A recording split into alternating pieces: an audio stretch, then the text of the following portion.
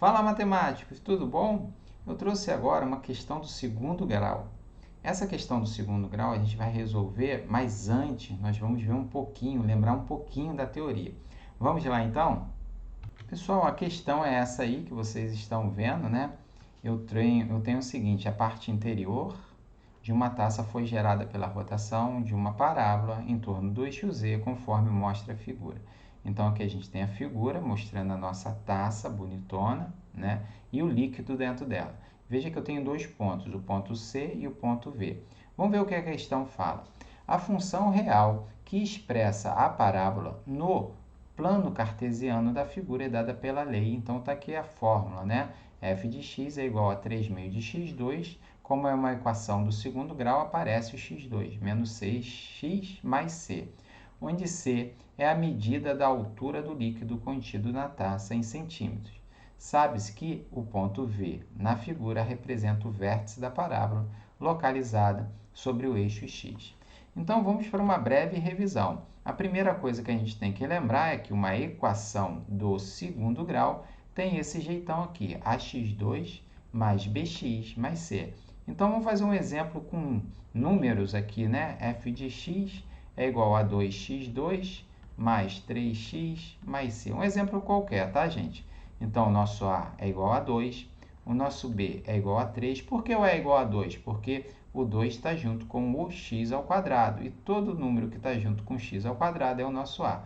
O mesmo raciocínio, eu usei o b, que está junto com x, e o nosso c, né? Eu vou botar aqui o C4, tá? Eu botei C igual a C ali. Vamos botar C igual a 4, pessoal, só para você saber quem são os valores. Um outro conceito importante é a concavidade da parábola. Se o A for maior que zero, a parábola tem esse jeitão aqui, ou seja, concavidade para cima, né? Se a pessoa é positivo, ela está feliz, parece um rostinho aqui, uma boquinha sorrindo. E se a pessoa é negativa, né? Ela está sempre para baixo, né? Então, o A negativo, a concavidade é para baixo. Uma outra coisa que a gente tem que falar, que é muito importante, é sobre o nosso discriminante, representado pelo delta. Se o delta ele for maior que zero, eu terei duas raízes reais distintas. A raiz é onde a função corta o eixo x, que eu estou representando por x1 e x2. Quando delta for igual a zero, significa que ela corta num único ponto, né? Eu estou marcando aqui, ó, um único ponto. O que significa isso? Que minha raiz 1 é igual a raiz 2. As raízes são iguais, corta num único ponto. E, por fim, se eu tiver o meu delta menor que zero, pessoal, aí então, ó, a função não toca o eixo x. Tércio, mas eu não lembro mais quem é o delta. Então, vamos colocar aqui para você, para lembrar quem é o nosso delta. Delta é igual a B2 menos 4AC. E como que a gente acha, então, as raízes da nossa equação? Para a gente achar as raízes da nossa equação, nós usamos, então, a fórmula menos B mais ou menos raiz de delta sobre 2A.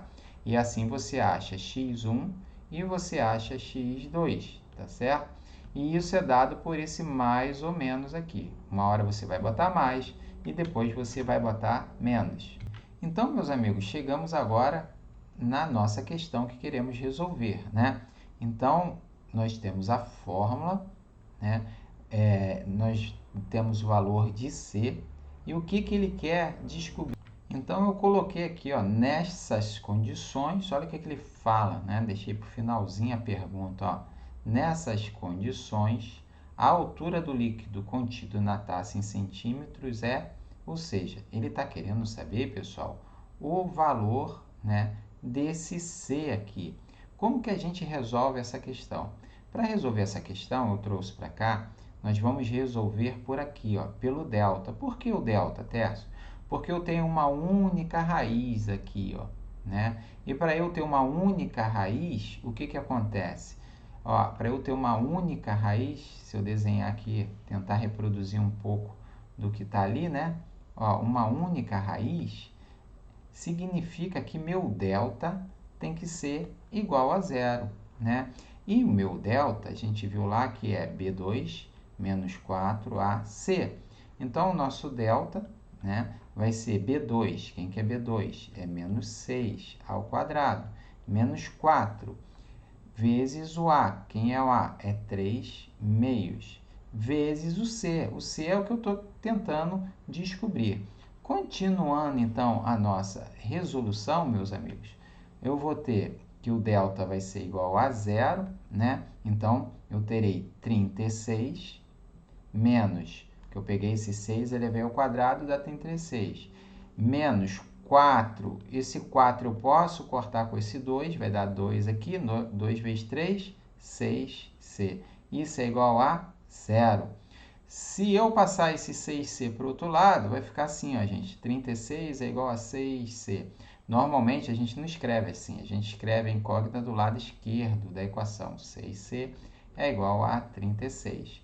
Eu isolo C, C é igual a 36, dividido por 6. C é igual a 6. Tá aí, descobrimos o valor da nossa incógnita, que no caso era a altura, e o valor é chamada de C. Bem, meus amigos, essa foi a nossa dica de hoje. Vejam que ele bota o vértice da parábola até para confundir. O que a gente tem que saber e lembrar é a teoria. Você tendo a teoria, você observa que aquilo é uma raiz e você mata bem rápida a questão que foi proposta para você. Espero que você não goste do nosso vídeo, claro, né? E não esqueça de curtir e compartilhar com seus amigos. E a gente se vê em breve aí na nossa próxima videoaula. Tchau, pessoal!